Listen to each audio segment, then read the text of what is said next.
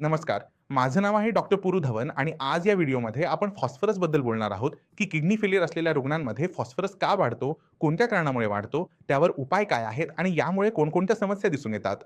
Phosphorus हा एक असा घटक आहे, जो आपल्या खाण्यापिण्याच्या वस्तूंमध्ये असतो. तुम्ही दूध प्याला तरी फॉस्फरस आहे, अंडी खाल्ली तरी फॉस्फरस आहे, मासे खाल्ले तरी फॉस्फरस आहे. आता आपण हे सगळं अन्न खात आहोत, भाज्या खात आहोत, दूध पीत आहोत, डाळी खात आहोत. या सगळ्यांमध्ये कमी किंवा जास्त प्रमाणात फॉस्फरस असतो. जर आपली किडनी नॉर्मल असेल, तर हा फॉस्फरस आपल्या लघवीच्या माध्यमातून बाहेर टाकला जातो. पण जेव्हा किडनी खराब होते, तेव्हा किडनीचं काम करण्याची क्षमता कमी होते. ना नीट किडनी फॉस्फरस बाहेर टाकू शकते, ना नीट युरिया बाहेर टाकू शकते, ना नीट फॉस्फरस बाहेर टाकू शकते. जसं कीट शरीरात साचतंय, युरिया साचतोय, तसंच फॉस्फरसही साचतोय.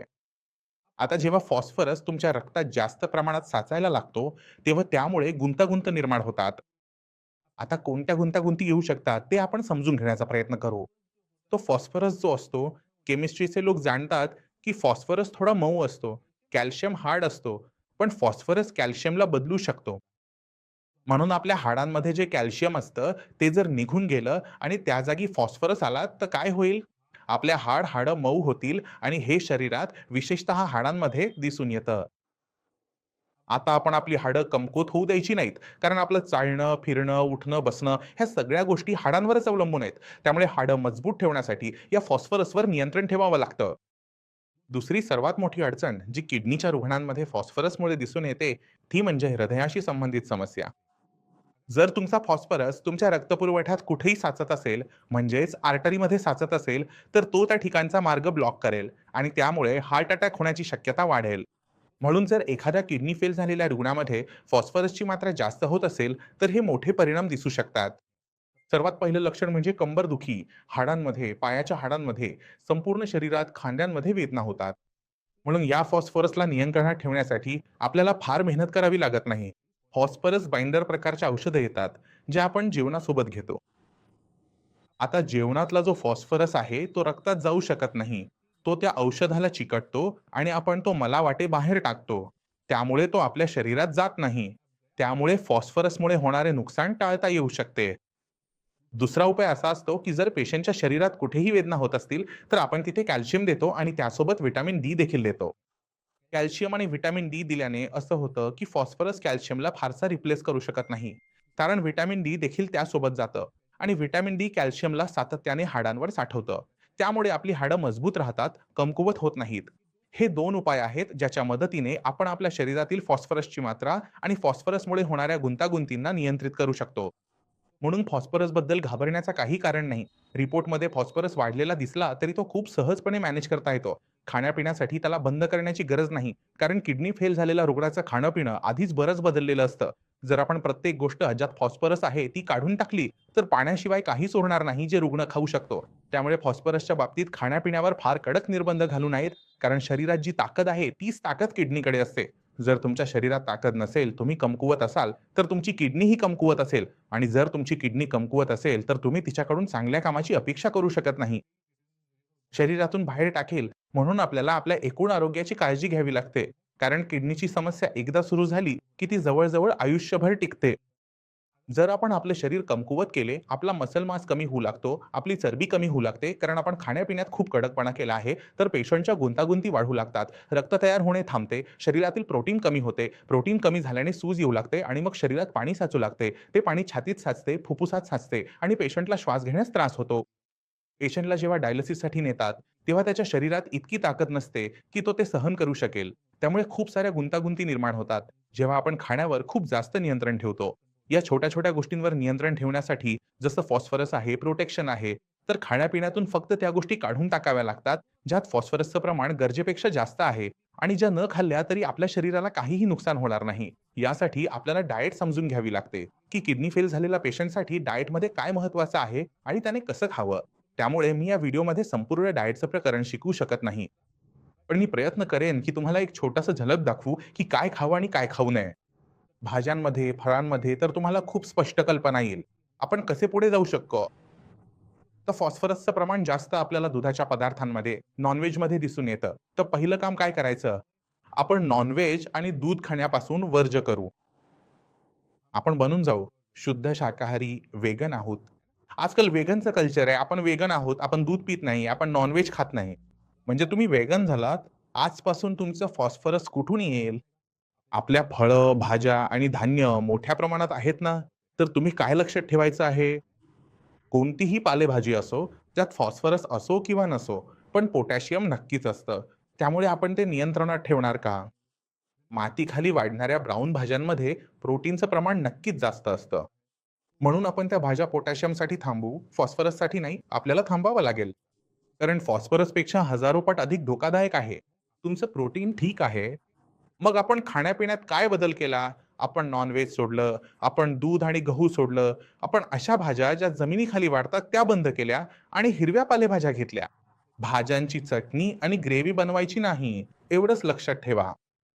म्हणजे तुम्ही धणे फक्त एखाद्या पदार्थावर चवीसाठी शिंपडू शकता, पण धण्याची चटणी बनवू शकत नाही. पुदिन्याची पोळी बनवू शकता, पण पुदिन्याची चटणी बनवू शकत नाही. साग येतो. जसं आपल्याकडे हिरवा साग असतो, सरसोचा साग असतो. म्हणून हा जो साग आहे, तो साग बनवू शकणार नाही. तुम्ही हे थोडंफार फक्त चवीसाठी घालू शकता.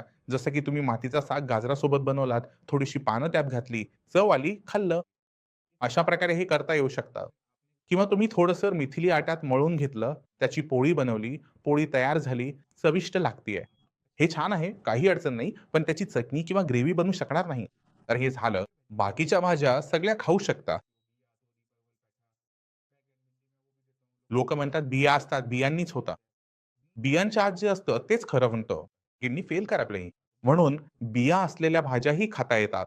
कारण जर आपण प्रत्येक गोष्ट बंद केली, तर पेशंटनं खायचं तरी काय? म्हणजे तुमच्या बीन्स झाल्या, वांगी झाली, भेंडी झाली, गाजर आहे, मुळा आहे, कांदा आहे, फुलकोबी आहे. बाजारात जी काही भाजी दिसते, ती सगळी खाण्यास योग्य असते. एक किडनी असलेल्या पेशंटसाठी. आता आपण फॉलोवर जाऊया. फॉलोमध्ये देखील आपण जे नियंत्रण ठेवतो, ते कधीही फॉस्फरससाठी करत नाही.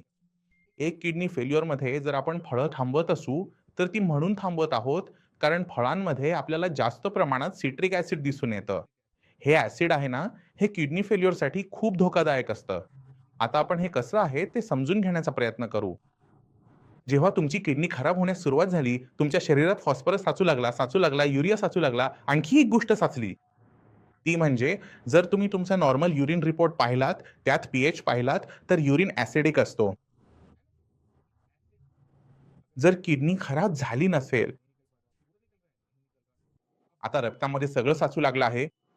रक्तामध्ये जे बायकार्बोनेट कमी होत आहेत, रक्त जितकं ॲसिडिक होईल, तितकंच ॲसिड किडनीमध्ये जाईल आणि किडनीला आणखी वेगाने नुकसान पोहोचवेल.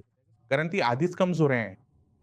म्हणून आपण काय पाहतो, की जेव्हा क्रिएटिनिन लेव्हल वाढायला लागतो, 1.3 पासून 4 पर्यंत फारसं नुकसान होत नाही, कारण इतकं काही साचत नाही. पण जसं क्रिएटिनिनचं लेव्हल 4च्या पुढे जायला लागतं, पेशंटच्या किडनी लेव्हलमध्ये वाढ झपाट्याने होऊ लागते. आणि बहुतेक वेळा यामागे जे कारण दिसून येतं, ते म्हणजे बायकार्ब आयन्सची कमतरता. ठीक आहे. आता बायकार्बोनेट आयन शरीरात कमी झाल्यावर ते कसं भरून काढायचं, काही विशेष करायचं नाही.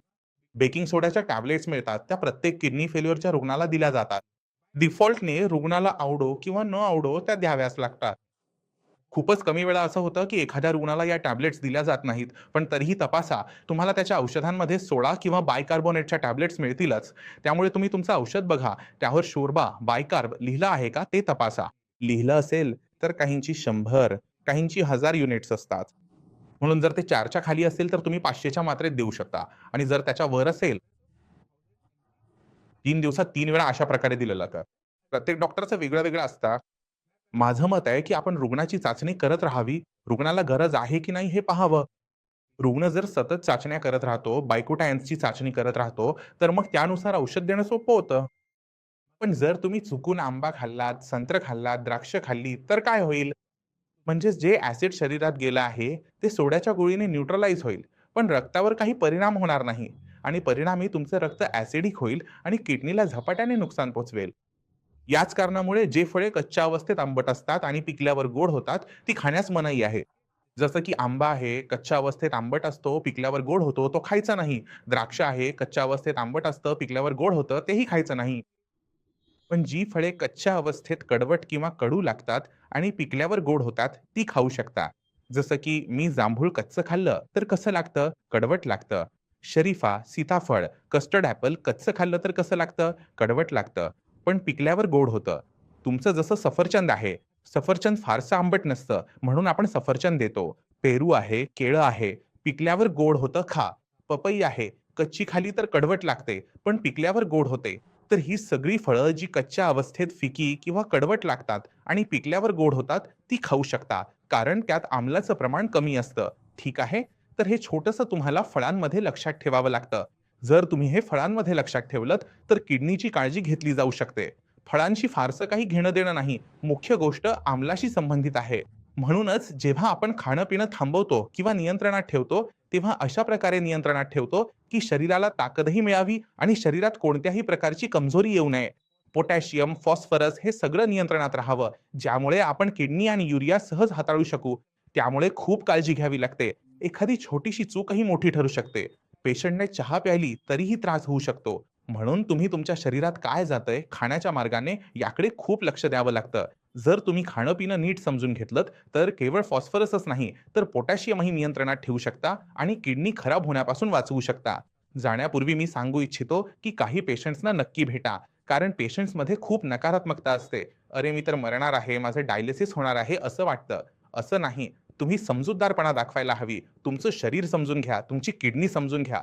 जर तुम्ही तुमचं शरीर, किडनी गरजा समजून घेतल्या आणि मनापेक्षा बुद्धी पुढे आणली, तर तुम्ही मेंदूने विचार करायला लागता, मन मागे राहतं. मन चंचल असतं. मन म्हणतं हे खा, ते खा, पण नाही. खायचं नाही म्हणजे नाही.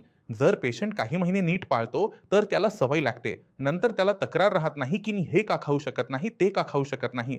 सगळं बदलतं. पेशंट आपल्या आयुष्यात मजेत आनंद घ्यायला लागतो. त्यामुळे समजून घेणं गरजेचं आहे. तर पेशंटना भेटा, रिपोर्ट बघा, मग भेटू पुढच्या व्हिडिओमध्ये.